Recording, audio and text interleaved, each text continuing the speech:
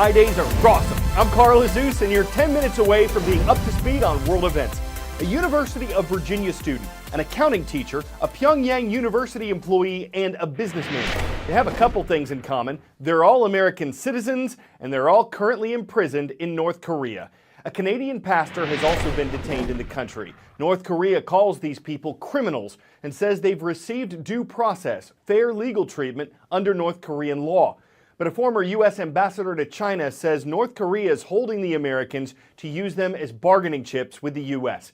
The communist country says 2 of the detained Americans committed hostile acts against North Korea. We don't know exactly what that means. The State Department says the Asian country's legal system passes harsh sentences for actions that wouldn't be considered crimes in the U.S. Things like taking unauthorized pictures, shopping at stores where foreigners aren't allowed, or for religious activities. North Korean authorities have a pattern of detaining American citizens when they're about to leave the country from the airport in Pyongyang. From that moment, their situation becomes very precarious. If the detainee is lucky, then perhaps they'll be released within a matter of months. In the past, Americans have been accused of espionage and plotting hostile acts against North Korea. Since Washington and Pyongyang do not have formal diplomatic relations, the Swedish embassy negotiates on behalf of the prisoners. The outside world doesn't normally see the detainees until they're forced to make televised confessions or highly controlled appearances with visiting journalists like CNN. North Korea typically punishes Americans with years of hard labor. University student Otto Warmbier received a 15-year sentence for pulling a political banner off the wall of his tourist hotel. Former prisoners describe spending hours each day digging holes and shoveling coal. Several prisoners have been released with the help of visits from American dignitaries. The U.S. State Department warns U.S. citizens not to travel to North Korea. North Korea is not on the itinerary for President Donald Trump's first international trip as U.S. leader, but the Middle East and Europe are. The president's scheduled to leave today to visit Saudi Arabia, Israel, Vatican City, Belgium, and Italy in that order. The trip will last 8 days, and though he's facing controversies back home, President Trump will be working with other leaders in the days ahead to advance his foreign policy goals. Speeches, visits to holy sites, and meals with other heads of state are all on the schedule. 10-second trivia. Which of these scholarship awards is the oldest? Truman Scholarship, Marshall Scholarship, Fulbright Scholarship, or Rhodes Scholarship?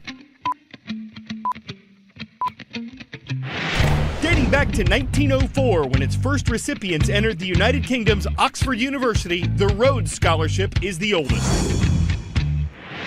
Back in 2008, Florida State safety Myron Rolle had a choice to make that was really a win-win.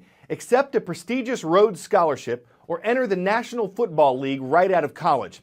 He graduates medical school tomorrow, and looking back, Rolle says accepting the scholarship absolutely hurt his NFL prospects. He was drafted, but he never played a regular season game.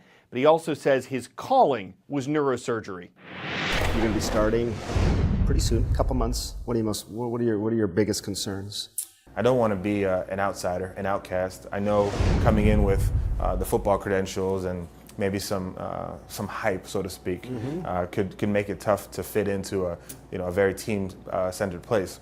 But I just want to be one of the guys or girls. I just want to be a part of the team. Everyone knows you, so there's going to be a lot of eyeballs on you. Do you feel like you're going to have to work harder? I think I will have to work harder. I think I will have to study and be incredibly prepared. But I think the good thing that I've been able to do during my life when these pressure moments do come is to ask for help. Ask for help. It isn't something Dr. Myron Rolle has had to do very often. In a couple of weeks, Rolle will start the next chapter of his life. Brain surgeon. Mine has matched into neurosurgery at Harvard. Professional football player and Rhodes Scholar, having already been ticked off. I think the proudest moment was the day that I won the Rhodes Scholarship. We were playing at University of Maryland up in College Park, and I had my interview in Alabama, and it was the same day. I went to Birmingham, interviewed, 2-hour interview, sat around and waited for another hour or two. The judges came out and said that I won a scholarship. That's incredible. I got a quick interview and got on a plane from Alabama to Maryland. Got to the game around the second quarter. Got my pads on. My parents were there. Got a standing ovation. We won big. My teammates doused me with water. It was a big day. Which one gets you more excited? I mean, when you had a big game day, you're putting on your gear and all that sort of stuff, or when you're scrubbing up for a big operation, your hands are at the sink? Oh, that's tough. Well, right now, certainly scrubbing in. I mean, if you asked me that when I was 21, definitely playing football for sure. It's exciting. I mean, both are, I felt the same rush. I felt the same excitement. I felt the same sort of intensity in both atmospheres. You have to perform. You have to prepare. You have to strategize. You have to communicate. You know, a lot of the same elements go into it. I pray, I listen to music, I try to get myself ready to go, and it's exciting. It's super thrilling. So you're saying because I do my prep before surgery, it's kind of like I'm in the NFL. Kind of, yeah. All All you need is some smoke to come, you know, maybe some cheerleaders. You'll be good.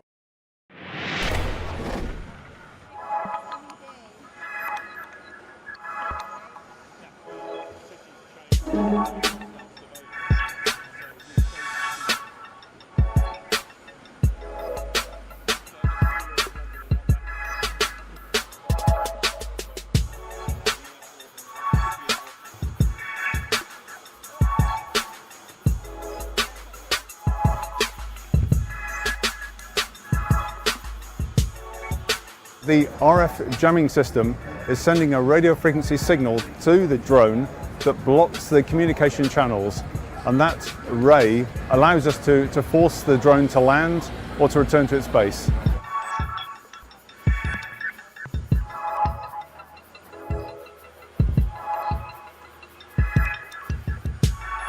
Our system is very quick to respond. From detect, track to disruption takes just 15 seconds.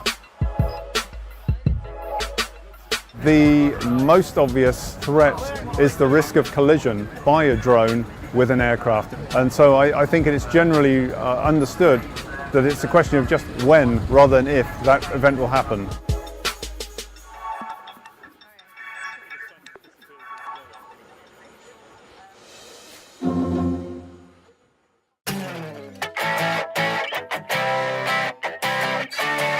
It's believed that the lunchbox, as we know it, was born in the 1800s when workers started carrying heavy metal pails to protect their meals. Have y'all ever seen a lunchbox museum before?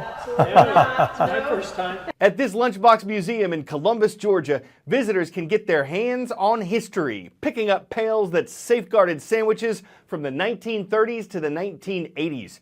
The curator describes them as time capsules.